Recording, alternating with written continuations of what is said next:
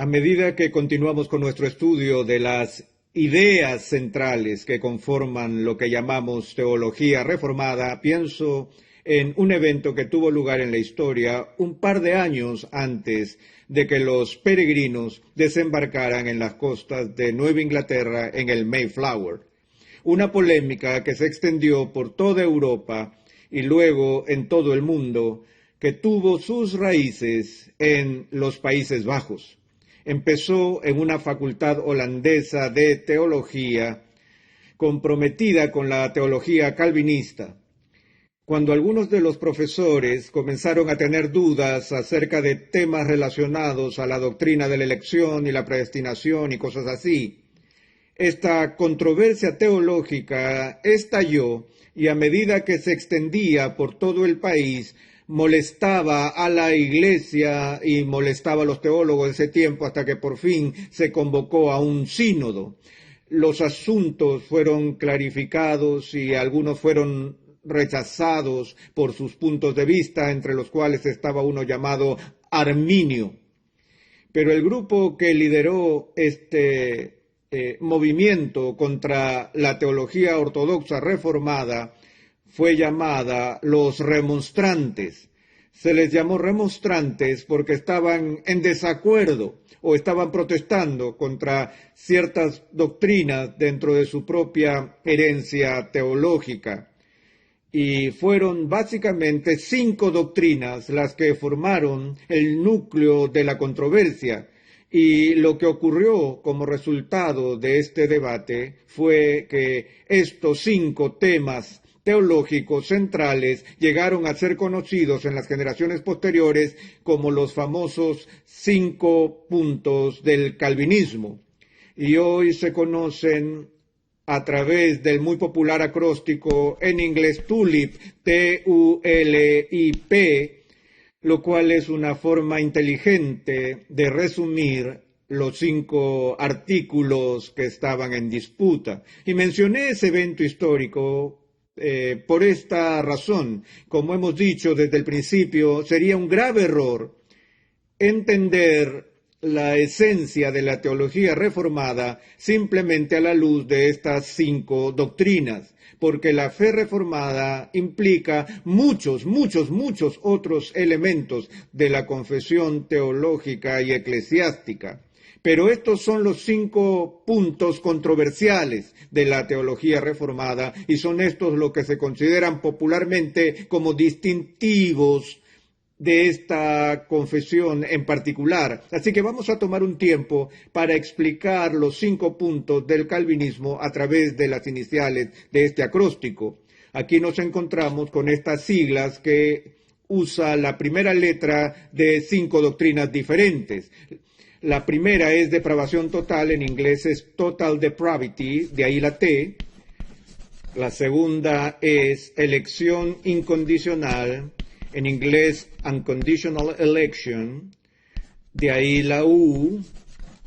La L por limited atonement, expiación limitada. La I por irresistible grace, gracia irresistible. P por perseverance of the saints, perseverancia de los santos. Y cuando he dado charlas sobre estas doctrinas en el pasado, yo he mencionado una o más objeciones a estos subtítulos como la definición de las doctrinas, porque muchos de ellos, si no todos, eran de alguna manera confusos, pero encajan tan bien en este acróstico que la gente insiste en el uso de estas abreviaturas para definir los 5 puntos. Y así lo que vamos a hacer hoy es empezar con una breve reseña de la T de TULIP, que se refiere a la depravación total. Recuerdo que hace muchos años estaba enseñando un curso de teología en una universidad y los alumnos que se inscribieron en ese entonces de ninguna manera venían de un trasfondo reformado. Nosotros estábamos viendo diversas doctrinas y llegué a la doctrina de la depravación total. Les di una exposición que tomó más de una semana de clases y al final de ese tiempo les pregunté a los alumnos y ellos estaban persuadidos de que efectivamente esta era la visión bíblica de la pecaminosidad humana. Y todo el mundo en la clase levantó la mano y dijo que sí, que estaban convencidos de que era la visión bíblica correcta. Y pregunté, ¿están seguros? Y dijeron que sí, estaban completamente seguros. Así que fui a la pizarra y en la parte superior izquierda de la pizarra escribí un número, el número de estudiantes. Había como 28 alumnos. Hice un recuadro al número y escribí, por favor, no borrar. Y lo hice por una razón, que todos quedasen comprometidos. Luego, la siguiente semana, empezamos con la U de elección incondicional y entonces hubo gritos de protesta de los alumnos quienes se rebelaron contra esta doctrina, no les gustó en absoluto. Y cuando empecé a presionarlos sobre la doctrina, pregunté, ¿aún siguen persuadidos de la depravación total como lo hicieron la semana pasada? Y uno a uno tuvo que ir disminuyendo los números en esa esquina de la pizarra. Y digo esto por esta razón, que hay un sentido en el que si una persona realmente abraza lo que se llama la doctrina de la depravación total, los otros 4 puntos en este sistema de 5 puntos se alinean más o menos, vienen a ser como una cadena de consecuencias y resultados del primer punto.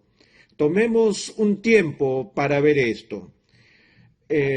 La situación histórica en que por primera vez esta doctrina se convirtió en algo importante y de gran controversia fue en los inicios de la historia de la Iglesia durante el ministerio de la enseñanza de San Agustín. Y estoy seguro que han oído hablar un poco acerca de la llamada controversia pelagiana de la última parte del siglo IV y en el V siglo, que comenzó cuando este monje británico, cuyo nombre era Pelagio, protestó contra una declaración que estaba en una de las oraciones escritas de Agustín, en cuya oración Agustín hizo este comentario ante Dios y dijo, oh Dios, ordena lo que quieras y concédenos hacer lo que ordenas. Déjame decirlo de nuevo, ordena lo que quieras y concédenos hacer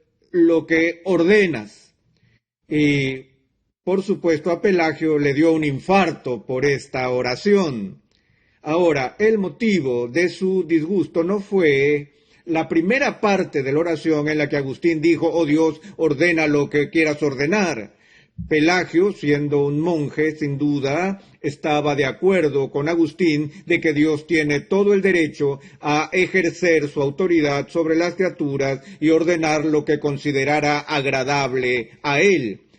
Pero lo que alteró a Pelagio fue la segunda parte de la oración en la que Agustín pidió a Dios que concediera hacer lo que él demandaba.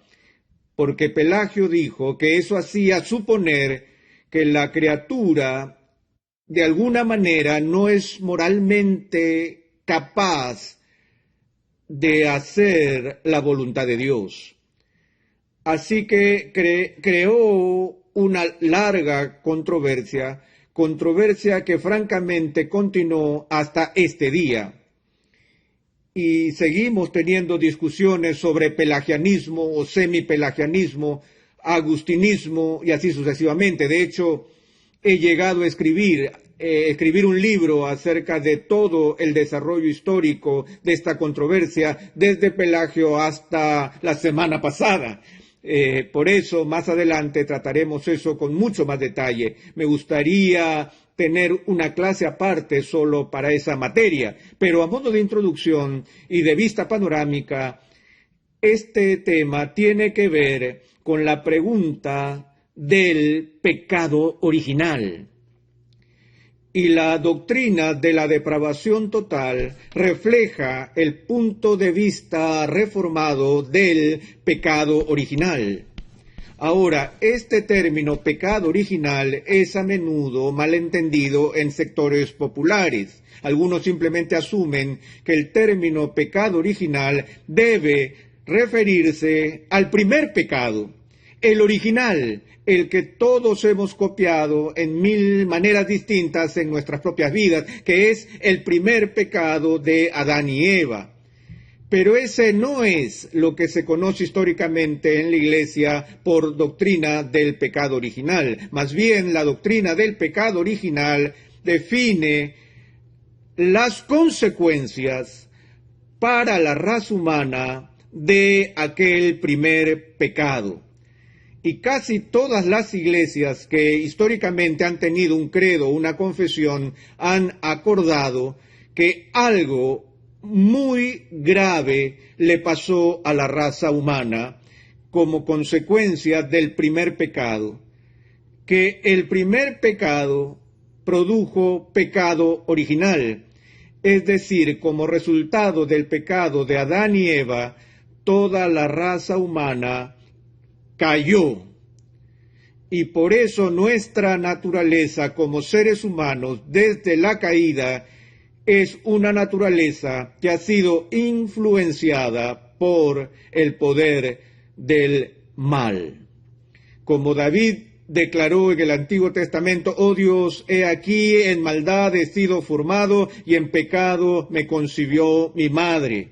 Él no estaba diciendo que era pecaminoso que su madre y su padre tuvieran hijos, ni estaba diciendo que había hecho algo malo por haber nacido, sino que estaba reconociendo la condición caída del ser humano. Esa condición caída que fue parte de la experiencia de sus padres, esa condición caída que trajo él mismo a este mundo.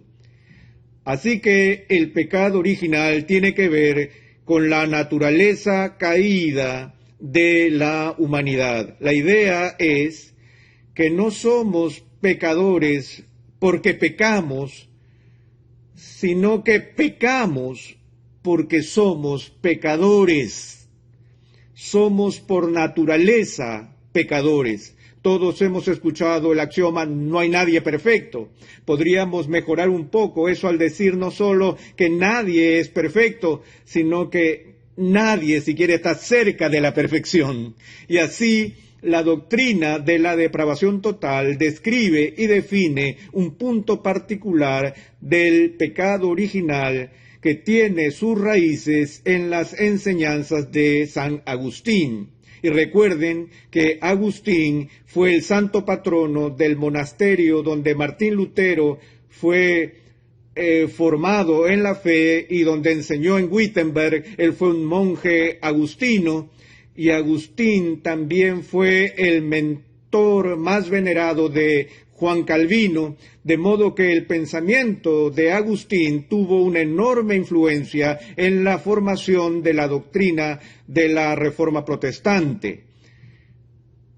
Ahora, lo que la depravación total no significa en la tradición reformada es lo que llamamos depravación absoluta. Depravación absoluta. A menudo usamos el término total como sinónimo de absoluto o completo. Y así la noción de la depravación total evoca la idea de que cada ser humano es tan malo como esa persona podría ser. Y uno pudiera pensar en algún personaje malévolo de la historia como Adolfo Hitler y decir que sin duda no había ni una virtud redimible en ese hombre, pero sospecho que tenía algún afecto por su madre, y aún tan malvado como Adolfo Hitler fue, todavía se puede concebir un ser aún más perverso de lo que en realidad era. Y así la idea de la depravación total no quiere decir que cada ser humano es tan malvado como le sea posible, sino más bien significa que la caída es tan grave que afecta en su totalidad a la persona. Nuestra naturaleza caída, que captura y oprime nuestra naturaleza humana, afecta a nuestro cuerpo. Por eso nos enfermamos y morimos. Afecta a nuestra mente y nuestro pensamiento. Todavía tenemos la capacidad de pensar, pero la Biblia habla acerca de la forma en que la mente se ha oscurecido y debilitado. La voluntad del hombre ya no está en su estado original del poder moral. La voluntad, según el Nuevo Testamento, está ahora en esclavitud. Estamos esclavizados a los malos impulsos y deseos de nuestros corazones.